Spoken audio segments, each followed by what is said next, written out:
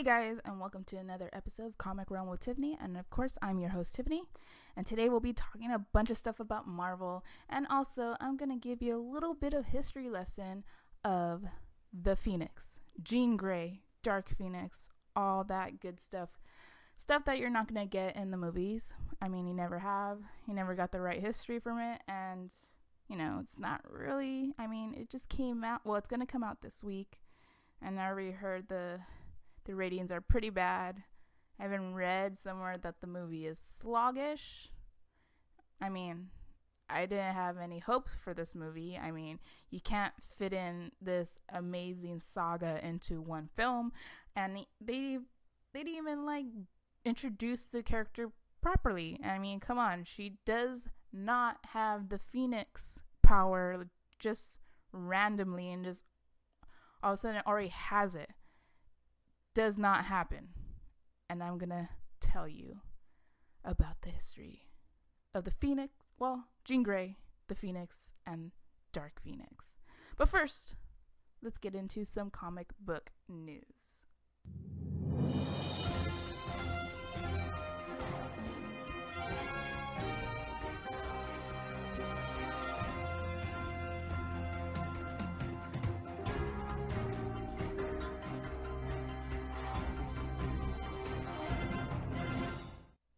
So first on our news, we have, Keanu Reeves he's been rocking every movie, every show, series. It's like his year. It's his world now. And he's doing nothing but amazing things, especially since we got John Wick came out. And I watched it and it was freaking amazing. All those John Wick films are awesome. And I just didn't, it's like after a while, you think you're like, they're going to keep showing the same shit. Yeah, there's fighting, there's stabbing, there's gunshots, but it's beautifully filmed, and the colors they use, it's just awesome. And plus, we're still waiting on that Bill and Ted. But he's also in talks with Marvel. That's right. We may see Keanu Reeves in the Marvel movie. He was up for the Captain Marvel, I think it's Taylor, the Kree he was supposed to play, but due to filming conflict scheduling, it didn't work out. But we may get him in the upcoming Marvel movie, The Eternals. So pretty much it feels like Marvel Studios is going now into the cosmic era, which I'm totally fine with that. Bring something new. Let's go into that universe. Let's dive into that. Let's see what else is out there.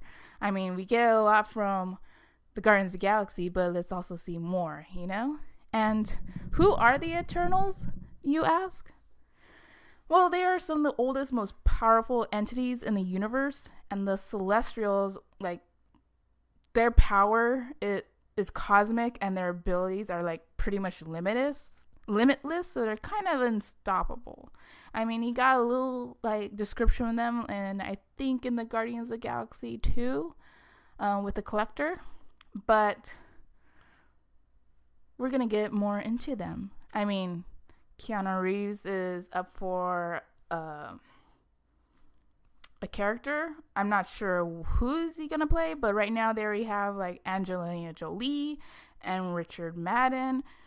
They have been cast for the lead, and their characters are rumored to be Angelina's character is Cersei. That character is kind of like a partier, but she's also pretty brutal. And then Madden is also going to play Icarus. Icarus is kind of lookish like a He-Man type of person. But I'll be going into more details of the Eternals probably in another episode. Right now I'm just getting all the paperwork and segments sorted out with that. The Eternals, they were created by yours truly, Jack Kirby, and they made their appearance in Marvel Comics in 1976, and Neil Gaiman also did a run in the 2000s. So check out those comics. I've heard the Jack Kirby Eternal stories were kind of a bit slow, but he was also building an amazing world. I mean, he's building new universes, and that's what he was doing with Eternals, but unfortunately he wasn't, they didn't finish that run. So we're going to see what Marvel Studios can do for us. But yeah, that's one of the news. Keanu Reeves is in talks with Marvel Studios, and you may see him in a Marvel movie, hopefully. I mean, he's done nothing wrong in my book. I mean, guy's amazing. But anyways, on to other news. We have Netflix Marvel deal, because we know that Disney Plus is going to take all of our Marvel that we have in Netflix right now. But starting November, we all know Disney Plus will activate with all the big brands such as Marvel, Star Wars, Pixar, which a lot of the films are Netflix, of course, and will be migrating to Disney. Here goes more money taken out of my pockets, because of course I'm going to get this new streaming because I love Disney, and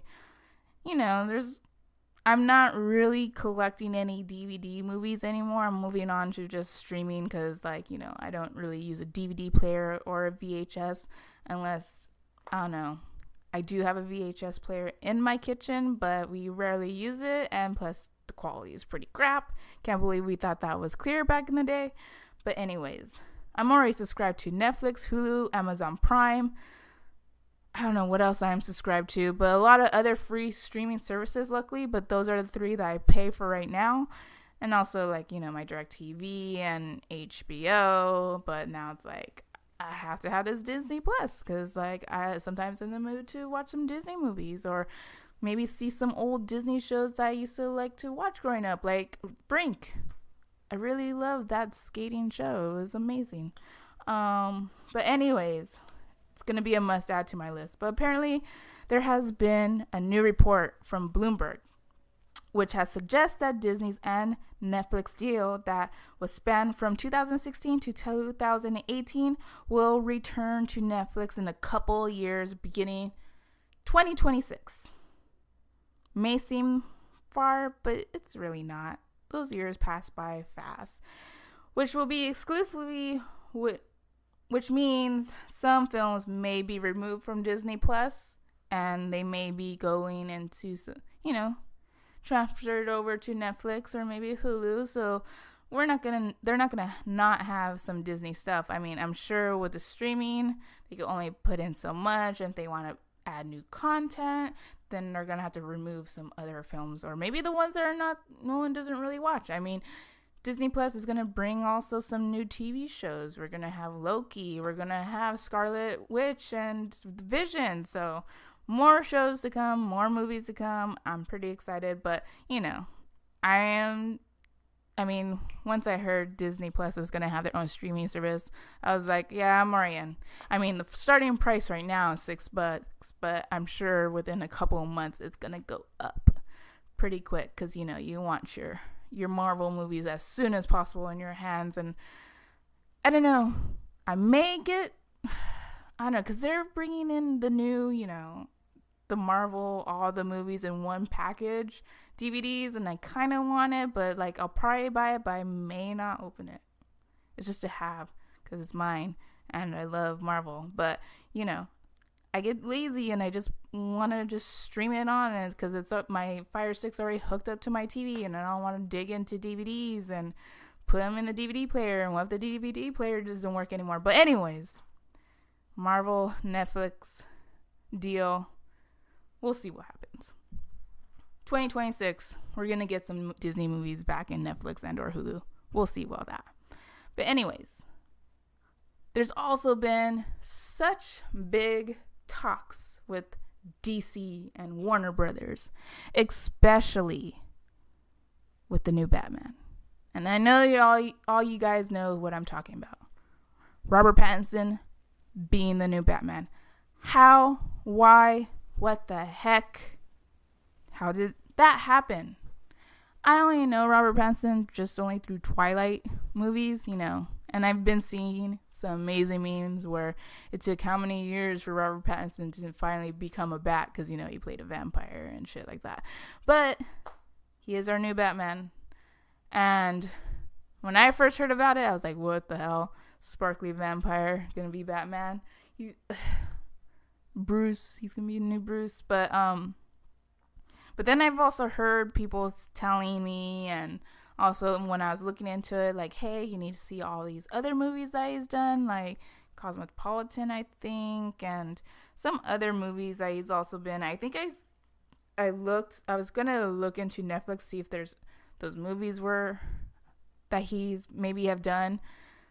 I could possibly find Hulu or Netflix, but apparently he did this one documentary where he plays what's his name, James Dean's photographer. It's like based on true life and whatnot, true events. And I was gonna click on it, but it's added to my list, so I'm probably gonna watch that. I mean, everyone says that. A lot of people have been saying he's a really good actor. He's been doing a lot of underground work. I mean, he hasn't been in the biggest movies right now. He's been kind of like doing more serious roles. So I'll go look into it before I give my full opinion about Robert Pattinson, Edward Cullen being the new Batman. I'm still iffy about it. I don't know. I haven't even dipped my toe in it. But anyways, yes, it's true. Its final decision has been made by director of the upcoming Batman movie, Matt Reeves, who has chosen Twilight star over Nicholas Hoult. Who is Nicholas Hoult? Well, he plays Beast in X-Men, that blue furry guy that you see on screen, those terrible X-Men movies. Yeah, that's him. And also, he also has another movie that's already came out. I don't know I think it's selected theaters, but he plays the guy who wrote the Lord of the Rings, Tolkien.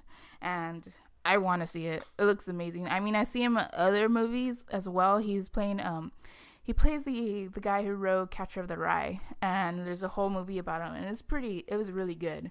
I rented it, so I paid some money and watched it on my DirecTV, and it was good. I was happy about it. I was happy with those $5 of rental for 2 days. But, yeah.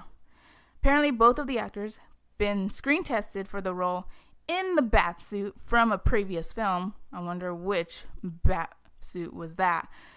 Anyways, how did Pattinson win the role of the Cape Crusader? Well, when Matt Reeves was writing the early stuff of the script, Pattinson was in his mind for this role, and I guess he wrote the script pretty much towards him.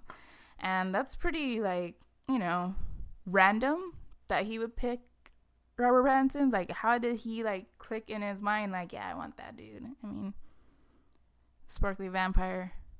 But I'll do my research and see all those other films of him just to see what Matt Reeves saw in Robert Pattinson that I do not see, or we do not see, So I'll give it a chance, and I'll give you my full opinion once I finish those films. And yeah, so he is our new Batman. Not too excited about it. I just always hoped that they would do something like a more unknown actor, because I don't know.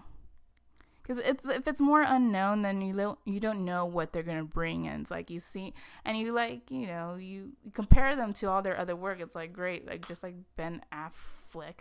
You just see him, and it's like he plays the same asshole in every movie, But whatever. So that's pretty much what I have in news. That's all I found. That pretty much what everyone's talking about, except also I've been reading some reviews with the Dark Phoenix coming out, and I've heard a lot of people walked out of the premiere watching it, which is pretty bad.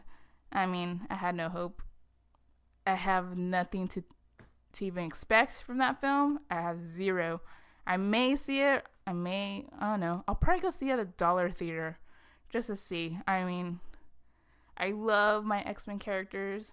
They are my world, my life.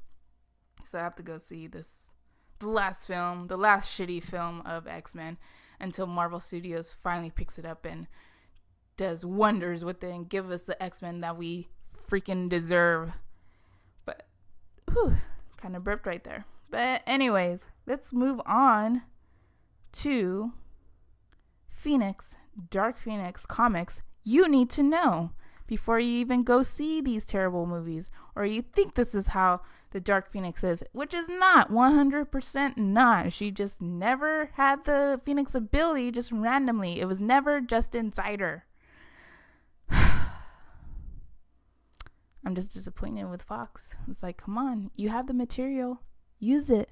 But let's just do it our own way, because it's like, no. And I've been hearing some, like, shit today, like, I guess some execs, Marvel Studios or whatever, saying that X-Men, I guess the name is just so, like, dated. They were like, it's like, they want to change it up. It's like, you can't change up a team that's been around for years, and, like, don't change the name just because it's called X-Men.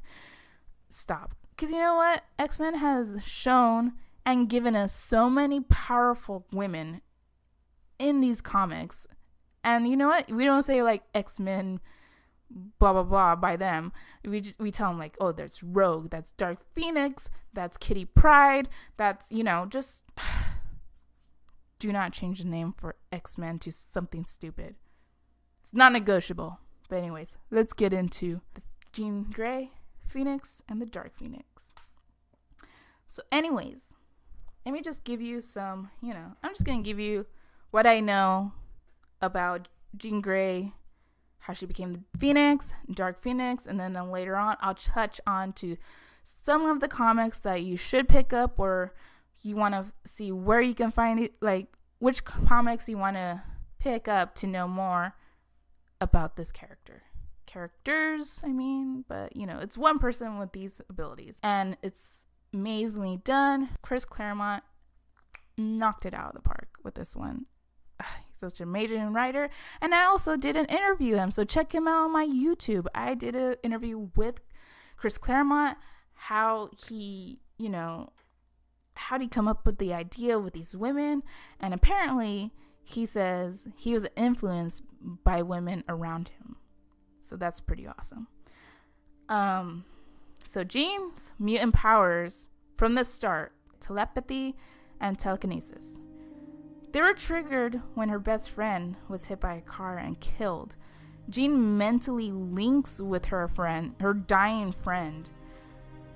And she's so strong for a little girl that she tries to hold on to her friend's spirit to not let her pass through to the other side, which is pretty crazy.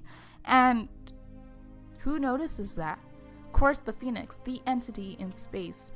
And she's pretty impressed by a human. A little girl has this ability. So when she tries to, like, hold her friend, she couldn't, like, Jean didn't know how to, like, stop her powers, so literally her friend was taking Jean to the other side. But luckily the Phoenix was there to cut the side link, but it also led Jean to become, like, in a coma. So for a couple of years Jean was in a coma, and then her parents seek help from Charles Xavier to bring her back. Not only did Xavier bring back her to conscious, Xavier also blocked her telepathy until she was old enough to control it, leaving her with only telekinetic powers. So Jean then joined the X-Men and is also known, the original girl in the X-Men team, as Marvel Girl. So that goes on for a few years. And then the Phoenix Force. I'm just gonna give you, like, the pretty much the bullet points of the important things, and who she was before, how she got the Phoenix Force, and then how she became the Dark Phoenix, and what happened to her after that.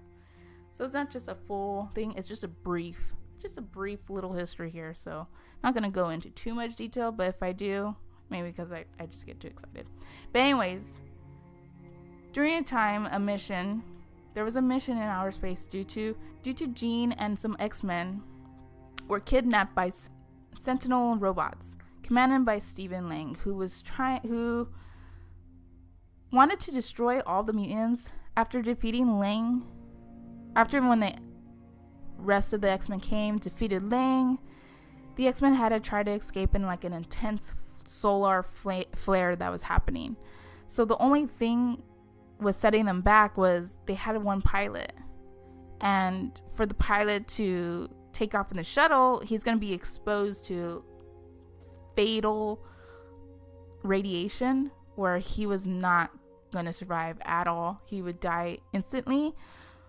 But then Jean Grey volunteered and took it upon herself to absorb the knowledge from Dr. Carbo, who is the pilot of the shuttle, to bring them back to Earth, and also shielding herself with her telekinetic powers.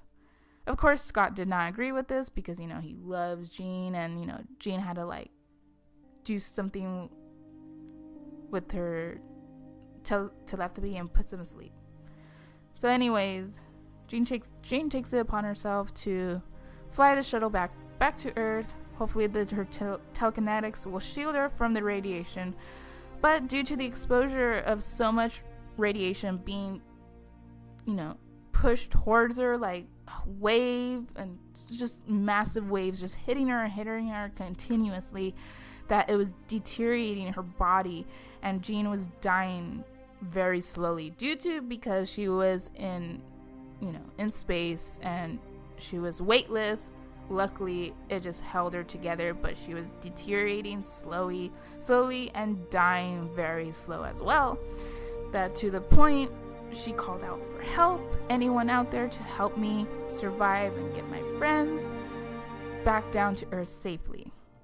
So the Phoenix hears her call, goes to Jean, tells her, pretty much answers her prayers and helps her out. But after some exchange of words, the Phoenix lets Jean know of the consequences that she may have once she accepts the offer. The entity warns Jean the fire it's offering can burn as well as warm and destroys, easily as heal, and it always consumes glory. It offers its transcendence. Likewise, the danger and the flame once taken can never be extinguished. Jean answers back to the Phoenix. To save the X-Men, I dance with the devil himself, and I also want to live. And so Jean Grey becomes the Phoenix. The Phoenix combines Jean within her, and shuttle lands into Jamaican Bay. Jean pops out of the water and says, "I am the Phoenix," their new awesome green and gold costume that we all love. And after that, Jean rejoins the X-Men because she was also having like a little break here. But then, before that, Jean and Scott had they went out and they were taken and all this weird shit. Sentinels ruin everything, The X-Men, they can never catch a break. But anyways, Jean rejoins the X-Men due to her new abilities that she needs help on, and she needs to be with her friends that, understands what she's going through, since she's kind of no longer the same Jean as they once known. Till one day, the X-Men battle against Magneto. In a volcano of all places, he had his own little fortress there. So Magneto, not knowing who the new Jean is, Jean defeats him like no problem. But then when she defeats Magneto, the volcano starts crashing in. Magneto leaves and is his metal sphere, and Jean and Beast escape. The others, this was where it gets kind of weird, because the other team of the X-Men, once everything just started coming down on them, I guess, and then they broke through the wall into a different dimension, which is pretty much the Savage Land, where there's dinosaurs and all these old historic things. I guess this alien things, these aliens kept inhabit, just kept this one place just going after all these many years, and It's ran through this system, and it's pretty crazy. So the X-Men, they were stuck there for like almost a year, and then they go to Canada, and they were gone for like a year and a half. And Beast and Jean come home to tell Professor Xavier, like, hey, the team's gone, they're dead, because they didn't know they survived. They're in a different dimension, as when Jean and Beast, they couldn't find the others, so they think everyone's dead. Everyone is upset. They go their separate ways. Professor X leaves and goes to space with the Shi'ar Empire with his love, Lilandra, and Beast stays because he doesn't know where to go. He looks like a beast, he's just gonna stay. And then Jean Grey, she goes off, into with Mora and all of them, and she's trying to live her life, and she's grieving because her friends are gone, or her friends are family. And one day, she meets someone's gonna pretty much fuck up her life. Well, she bumps into Jason Weingard, also known as Mastermind, whom he wants to be in the inner circle of the Hellfire Club. Weingard uses the ability to get to know Jean mentally, emotionally, physically, and intimately. Creepy, disgusting. Because intimately, he pretty much, well, they couldn't say in the comics, he fucked her, he raped her, he took advantage of her. His ability, he pretty much can manipulate your mind, make you see things that you don't see. He could put you into a different world, and you're like, what the heck? And he'll make you believe that you're somebody else. Plus, he makes himself look like handsome and whatnot, but he's not. He's some like weird old guy. But anyway, he's trying anything to get the Phoenix to join the Hellfire Club so he could join the inner circle. But anyways, we're gonna go into how she becomes the Dark Phoenix. So the X-Men come back to the mansion after a year and a half, and Beast stayed behind. And they figure out, like, what's going on. Jean goes back to the mansion, finds out, like, hey, they're alive. And, Jean and Scott, they continue their little slow romance and stuff. And, like, one night, Jean asks Scott, like, hey, let's have an open link to our minds. So, like, no matter where you are, we could talk to each other. And they'll have, that closer communication, all thoughts and whatnot, all in the open between them. So that happens.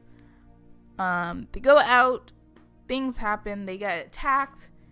She runs into Mastermind. Mastermind manipulates her, changes her, makes her think that she is the Black Queen. And, shit goes down. X-Men try to save her, and he puts them into like this, in their minds, that they're like in a pirate fight, whatever. They're on a boat fighting pirates and all this shit. And Black Queen, aka Jean, aka the Phoenix, sees this but doesn't have any memory of who the fuck these people are until she sees Scott kind of like die in this vision, and that totally snaps her out of it, because you know why? They have this psi-link together. Scott reaches out for her, and he's the only one that can reach to her mind because they have that open communication. So this pisses off Jean Grey and triggers the Phoenix as well. So pissed off for what Mastermind has done to her, used her, every ounce of her. She is pissed off that she breaks his mind and makes him catatonic and completely insane mentally. That's how pissed she was. And this new emotion that the Phoenix does not even know, totally consumes that emotion, corrupts Jean, goes fully evil, and the Phoenix goes in destruction mode. So pissed off, she's so tired that she goes and sees this big old star that looks like a sun. Goes and consumes that star for energy. kills a nearby planet that's inhabited. The Shi'ar Empire sees this happening, goes, checks it out. It's like, what the heck? We checked out this planet before. Nothing was wrong. That star, that sun, nothing was wrong with it. And then they see the Phoenix pass by. And they start engaging her. They charge at her. They try, pew, pew, pew. Nothing's going to happen. So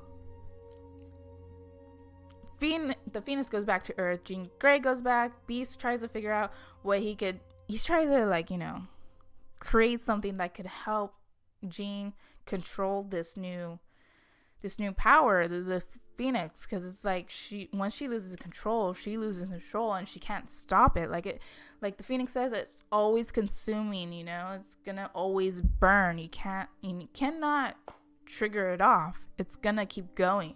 So the Phoenix finds this new this new emotion of itself that's like, hey, it's like, I'm gonna destroy for what you done to me, or like whatever, it's like a new ability, a new emotion, because the Phoenix entity couldn't experience anything because it didn't have like a physical being. So now that it does, it's gonna trying to experience it all that's only heard and known. So you're gonna open that box of shit. So and so the Shi'ar, beams up X-Men and Phoenix, be like, hey, what the hell? You destroyed millions of people on this planet, innocents of people, because you're enraged. And the X-Men's like, hey, that wasn't really Jean. It was the Phoenix. We got her under control, And, the Shi'ar Empire, the Queen Lilandra, she's all like, yes, you are my friends. I understand, but I also had to go by the law of, protecting the universe, and what's right is right. So, since Xavier spent some time learning about the Shi'ar Empire and everything, he yells out, he tells them like, hey, let's do this trial by combat. And, they do that. If X-Men win, then Jean Grey goes out free. She, doesn't get punished. And if they don't, then they'll kill off Jean, the Phoenix, so they could stop and save the universe from something more that could happen once, the Phoenix loses control. So the X-Men had a day to get ready for this battle. And, they start losing and stuff. And, like, she sees Scott get hurt. That triggers. Because right now, Professor and them, they put, like, a little Psyche lock where she only has, like, kind of cage up the animal in her mind a bit. Try so Jean could, like, can learn how to control her new power. But when she saw Scott get hurt, that triggered it. Phoenix comes out. She starts destroying everybody, anything she sees. She even, like, Jean's, like, Psyche, like, finally comes out from the Phoenix and tells her friends, like, please kill me, or else I'm gonna kill everyone. I'm gonna hurt other people. Kill me. She's begging her team to kill her, and that's pretty hard from, like, it's a big thing asking your friends to do something that they also love. They love Jean. They don't want Jean to die, but what can you do when you have the Phoenix attached to you? So later on in the comic, Jean ends up killing herself, commits suicide with a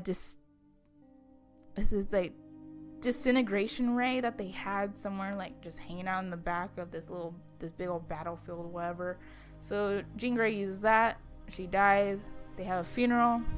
That's what happens with the whole Phoenix saga. The Phoenix saga. How Jean Grey got her powers. How she became, the Dark Phoenix. I mean, there's so much in between stories. Like, how can you just all of a sudden in Apocalypse say she has this ability and she screams out, and, like, kills Apocalypse? Like, no. She was literally crying out for somebody to help, and, like, they had some little negotiation with the Phoenix and Jean, like, hey, if you have this is what's gonna happen. you know. But no. Fox movies, they pretty much fucked up that amazing story. And, you know, in this last movie, The Dark Phoenix, they can't put the Dark Phoenix saga into one, you know? I mean, in one movie, you just can't. You can't. Because you have to learn, like, it's just like, you have to learn how she becomes the Phoenix, show her how powerful she is just as the Phoenix, you know, before she goes dark. And trust me, she is one powerful motherfucker. I mean, I recommend to check out some of these comic books. I mean, you could check out Bizarre Adventures. It's a Marvel comic, number 27.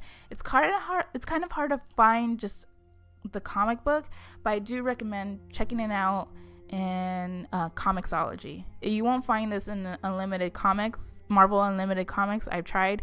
They only have one Bizarre Adventure, but it's about Black Widow. But the Bizarre Adventure 27, when she got her ability, when her friend died, the Phoenix noticed her ability, you know, and is pretty amazed of it. You learn the backstory of that, of how Jean Grey got her powers and what triggered it, you know.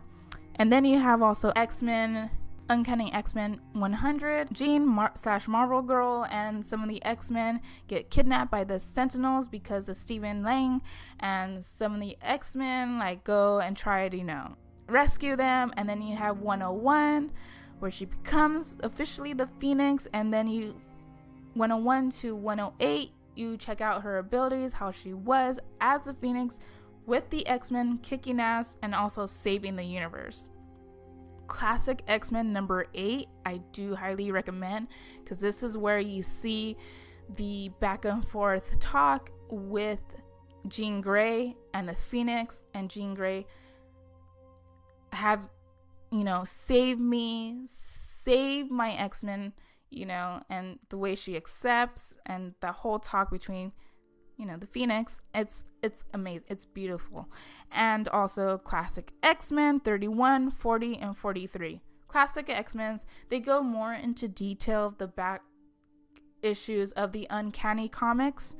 You get more details of like what happens within the story. So that's pretty cool. So you get more details, you know, with Mastermind and what he actually did to Jean. Some things that you won't see on the Uncanny comics, but these Classic X-Men cover some of the backstory of the Uncanny X-Men you won't see. And you also have the Uncanny X-Men number 29 through 137, where she becomes the Dark Phoenix, and it's crazy, and how the X-Men try to stop her and like try to help her, save her, but they couldn't. So, and also if you don't want to get all these, I mean, I do recommend getting them if you want to know the true story of Jean Grey becoming the Phoenix and then her becoming the Dark Phoenix. I highly recommend them. You can find these at Marvel Unlimited, and also Comixology if you can't find them in store. Plus they're gonna be pricey if you try to find the actual comic. So this is cheaper. You know, I'm saving you some bucks. And also, like I said, Bizarre Adventures number 27, you can only find that at Comixology. I think it's like $1.99 to buy it. But I have also Comixology Unlimited, so I get to borrow it. And also, if you just want to pick up one from store, I do highly recommend X-Men Grand Design Second Genesis by Ed Piskor. He did a beautiful job, and you can find all the material there as well. He's doing a lot of great job at like the whole catch up, the whole history of X-Men, and I can't wait for the next, like, his future issues with X-Men, because he's doing a phenomenal job, and it's amazing. He's putting in his own little touches, his own little art, you know, and I love it. He's giving true like homage to the creators, the writers, the artists, and it's beautifully done. But like I said, if you want to see the original work and you want to see the original stories, go pick up these comics. I highly recommend them if you want to know the true story of Jean Grey, the Phoenix, and the Dark Phoenix, because you're not going to get these in the, of course, Fox X-Men movies. I hope we get them in the future with Marvel Studios. I hope they do an amazing job with it. Please do, and give us the X-Men that we deserve. So that's all I have for this episode. Just wanted to give you the right story of, this character before you even want to go see the movie, because you're not going to get the full story. You're not going to even get even close to the story. You're just going to get bullshit. So, and I don't think us comic book fans deserve bullshit, especially with beloved characters, especially X-Men. For all these years, they deserve a better story. And, they come with a lot of history, and they do reflect on today's society and even past societies of what you're going through. So, I hope you enjoyed my episode, and check me out at comicrealm.net. Also on Instagram. You can find all my Instagrams on www.comicrealm.net. You can find me on Podbean. You can find me on Spotify, iTunes, or Apple Podcasts. You can even find me now on iHeartRadio. That's pretty awesome. I think I applied for that for months ago, and I completely forgot about it. But this week I got the approval. They're like, hey, your show's on iHeartRadio. So go ahead and check that out, and thank you for listening. So see you later.